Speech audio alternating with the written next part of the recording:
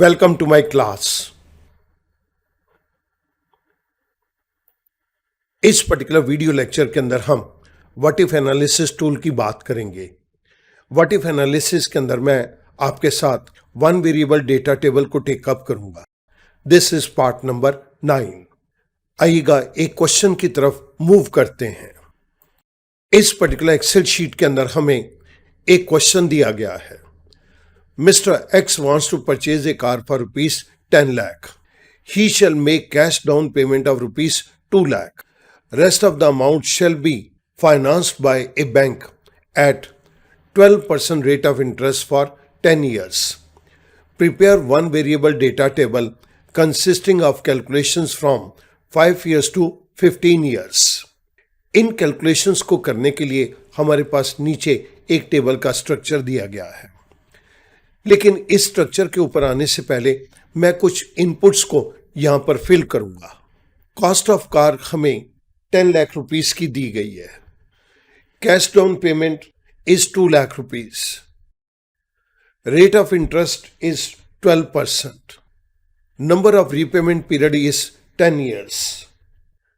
Number of payments per year, एक साल के अंदर 12 महीने हैं, तो मैं एक साल के अंदर 12 पेमेंट्स को टेकअप कर रहा हूं।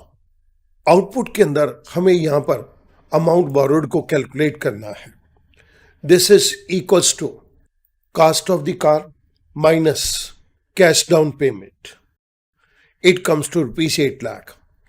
मंथली रेट ऑफ इंटरेस्ट, क्योंकि हम मंथली पेमेंट के अंदर इंटरेस्टेड हैं, लेकिन यहां पर हमें rate of interest per annum का दिया गया है। So in order to calculate the monthly rate of interest, मैं इस 12% को 12 से डिवाइड कर रहा हूं। We got the monthly rate of interest. Total payment period is 10 years, which we need to convert it into months. This is equals to 10 year multiplied by 12. So in total it comes to 120 months. Now I need to calculate the monthly payment. Monthly payment को calculate करने के लिए हमारे पास payment function है PMT, जिसकी help से मैं इंस्टॉलमेंट के अमाउंट को कैलकुलेट करूंगा। PMT, the first argument is rate. Rate is given to us in cell number C13, comma. Next argument is NPER, number of period.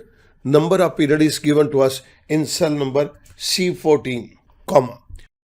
Present value, that is rupees 8 lakh. This is the money which Mr. X is going to borrow, comma. The next argument is future value. जब 120 months के अंदर वो payment कर दे तो उसके बाद future value 0 रहनी चाहिए, comma. Type, this is the next argument. हम प्रिज्यूम करके चल रहे हैं कि mister x end of the month he payment करेगा, सो 10 is inserted. Parenthesis close. I press enter. Mr. X per month 11,477.68 पैसा की पेमेंट करेगा। Now I need to calculate the total repayment amount. This is equals to equated monthly installment, that is EMI, multiplied by number of months. This comes to 13,77,321 rupees 10 paisa. Now I need to calculate the total interest paid. This is equals to total repayment amount. क्योंकि ये total repayment का amount negative है, तो मैं यहां पर इसे plus करूंगा। मैंने अमाउंट बोरोड को प्लस कर दिया।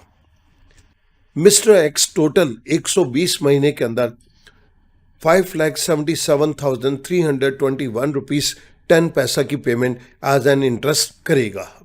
अब मुझे इन 3 फिगर्स के बेस के ऊपर वन वेरिएबल डेटा टेबल को कंस्ट्रक्ट करना है। सो मैं यहां पर वन वेरिएबल डेटा टेबल के अंदर कुछ इनपुट्स दे रहा हूं। मंथली पेमेंट के नीचे मैंने इक्वल्स टू का सिंबल दिया और ये मैंने मंथली पेमेंट के ऊपर क्लिक कर दिया। C15, मेरे पास यहां पर वन वेरिएबल डेटा टेबल के अंदर मंथली पेमेंट का अमाउंट आ गया। सिमिलरली मैं यहां पर टोटल रीपेमेंट को टेकअप कर रहा हूं और सिमिलरली टोटल इंटरेस्ट पेड के केस के अंदर मैंने यहाँ पर C17 के ऊपर क्लिक कर दिया। मेरे पास इस जगह के ऊपर ये सारी वैल्यूज आ गई। Now I select the complete one variable data table excluding the headers. I go to data tab. Data tab के अंदर I go to what if analysis. What if analysis के अंदर I go to data table. Data table के अंदर यहां पर मेरे पास एक डायलॉग बॉक्स आ गया। यहां पर मुझे नंबर ऑफ ईयर्स के अकॉर्डिंगली इन पेमेंट्स को निकालना है। सो मैं यहां पर कॉलम इनपुट सेल के अंदर नंबर ऑफ रीपेमेंट ईयर को क्लिक कर रहा हूं। It comes to C8। आई से ओके। जैसे मैंने ओके किया, मेरे पास वन वेरिएबल डेटा टेबल यहां पर पूरे डेटा के साथ फिल हो गई। हमारे को इस क्वेश्चन के अंदर कहा भी यही गया था, prepare one variable data table consisting of calculations from 5 years to 15 years। हमारे पास यहाँ पर 5 साल से लेके 15 साल तक की तीनों कैलकुलेशंस कंप्लीट होकर आ गई। These calculations are monthly payment, total payment and total interest payment। Student, I will hope that now this particular question will become easy to you. Thank you very much.